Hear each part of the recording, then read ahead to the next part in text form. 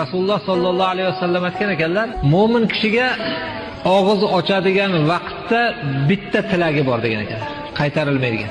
Har kuni iftor vaqtida shu gapni eslang. Har kuni iftor vaqtida siz og'iz ochadigan paytingizda sizni bitta ijobat bo'ladigan duoingiz bor.